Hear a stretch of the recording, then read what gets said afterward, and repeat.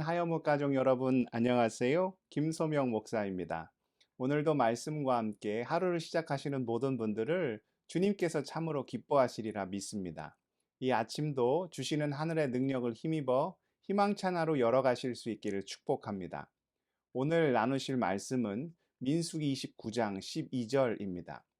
일곱째 달 15째 날에는 너희가 성회로 모일 것이요 아무 일도 하지 말 것이며 이레 동안 여호와 앞에 절기를 지킬 것이니라.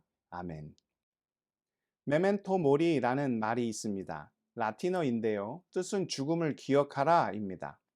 이는 고대 로마 공화정 시절 개선 행렬에서 유래되었다는 이야기가 있습니다. 전쟁에서 승리하면 그것을 이끈 장군에게 개선 행렬이 허락되었는데요. 그 당시 관례에 따르면 얼굴에는 붉은 칠을 하고 네 마리의 백마가 이끄는 전차에 올라타 시내를 가로지르며 퍼레이드를 했다고 합니다. 그럼 개선 행진을 하는 장군은 모든 시민의 열렬한 환호를 받게 되어 마치 자기가 신이 된 것과 같은 착각에 빠질 수 있게 되죠.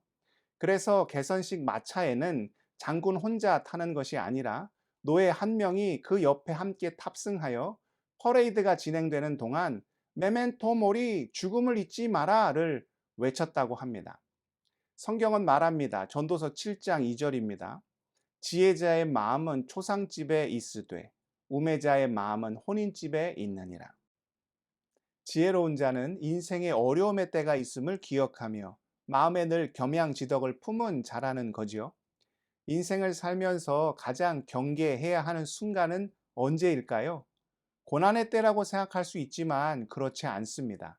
삶에 어려움이 찾아오면 그거 해결하느라고 오히려 정신이 바짝 들죠. 인생의 그래프를 그려보면 사람이 언제 성장하느냐? 역경이 찾아올 때, 문제가 생겼을 때 사람은 성장하고 성숙해집니다. 인생의 진짜 위기는 소위 등 따시고 배불러질 때 찾아오죠. 그때 사람은 보통 어떻게 됩니까? 오만방자해집니다. 저는 골프를 잘 모르지만 어떤 분이 골프와 인생이 많이 닮아 있다면서 이런 이야기를 하는 것을 들은 적이 있습니다.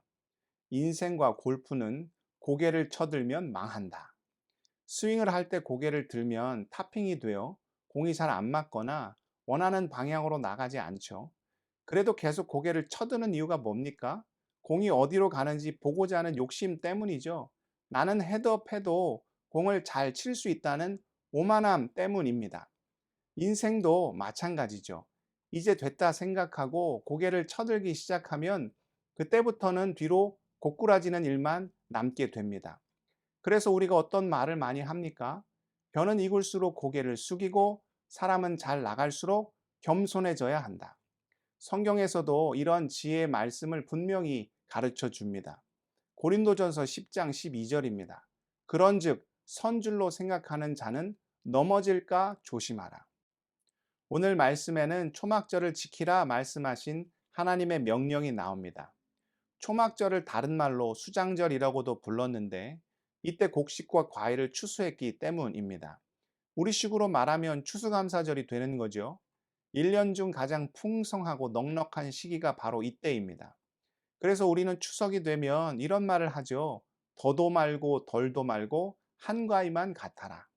봄에는 보릿고개, 여름에는 농번기, 겨울에는 농한기로 힘들고 궁핍한 시간을 보내야 합니다. 그런데 가을 추수의 때는 얼마나 여유롭고 넉넉한지요. 곳간에서 인심 난다고 그때는 모든 것이 풍요롭고 좋아 보입니다. 그런데 그때 이스라엘은 초막절을 지켜야 했습니다. 초막절은 무엇을 기념하는 절기입니까? 이스라엘이 40년 동안 광야에서 지낸 것을 기념하고 기억하는 절기이죠. 그래서 그 시기가 되면 편안한 집을 버리고 광야에서 생활하던 것처럼 길가에 초막을 짓고 거기서 불편한 삶을 살아야 했습니다. 그렇다면 하나님께서는 왜 그렇게 풍성하고 넉넉하고 여유로운 그때에 힘들고 불편한 생활을 해야 하는 초막절을 지키라 하신 것일까요? 그들이 누리고 있는 그 모든 은혜가 그들의 능력으로 얻은 것이 아니라 누가 주신 것이다? 하나님께서 주신 것임을 기억하라는 거지요. 그래야 등 따시고 배불러져도 하나님을 떠나지 않고 더욱 그 은혜를 사모할 수 있기 때문입니다. 그런데 안타깝게도 이스라엘이 가나안을 차지한 그 이유를 보면 그들이 어떻게 됩니까? 분명 젖과 꿀이 흐르는 가나안을 기업으로 받았음에도 여호와의 목전에서 악을 행하며 우상 숭배하며 온갖 가증한 일을 벌이는 사사시대 영적 암흑기를 보내게 되죠. 이유가 무엇입니까? 사사기 2장 10절입니다. 그 세대의 사람도 다 그 조상들에게로 돌아갔고 그 후에 일어난 다른 세대는 여호와를 알지 못하며 여호와께서 이스라엘을 위하여 행하신 일도 알지 못하였더라. 여기서 말하는 그 세대는 광야 순종의 세대를 말합니다. 광야에서 고생하며 믿음의 훈련을 받은 사람들을 말하죠. 그들은 그들이 누리는 가나안 복지가 하나님께서 허락하신 은혜임을 잘 알고 있었습니다. 그런데 가나안에서 태어난 다음 세대는 그 땅의 풍요로움은 누렸지만 그 은혜가 하나님께로부터 왔다는 사실은 잘 알지 못하였죠. 풍성한 곡식으로 수장절은 알았을지 모르지만 하나님께서 그 은혜를 허락하셨다는 초막절은 잘 알지 못하였던 것입니다. 그래서 결국 사사시대가 어떻게 된 것입니까? 영적 암흑기, 온갖 죄악과 가증한 일을 행한 영적 위기의 시대를 그들이 맞이하게 된 것이죠. 우리 그리스도인이 매일 아침에 말씀을 묵상하고 또 주일이 되면 부르신 자리로 나아가 십자가 바라보며 하나님께 예배해야 하는 이유가 바로 여기에 있습니다. 그렇게 고난의 십자가를 우리 마음에 새기지 않으면 주신 복을 가지고 무엇을 합니까? 세상과 어울려 여호와 앞에서 가증한 일을 행하지요. 건강이 있으면 그 힘으로 엉뚱한 일을 하고 시간이 있으면 그 여유를 가지고 악한 일을 행하며 물질이 있으면 그 풍성함으로 하나님의 영광을 가립니다. 중요한 것은 복을 받는 것이 아니라 그 복을 주시는 분이 누구인지를 기억하는 것입니다. 수장절은 초막절과 함께 지낼 때 진정한 감사가 되고 참된 축복이 되는 거지요. 사랑하는 하여묵 가족 여러분, 무엇보다 내가 지금 누리고 있는 모든 것이 하나님께로부터 왔음을 고백하는 것이 중요합니다.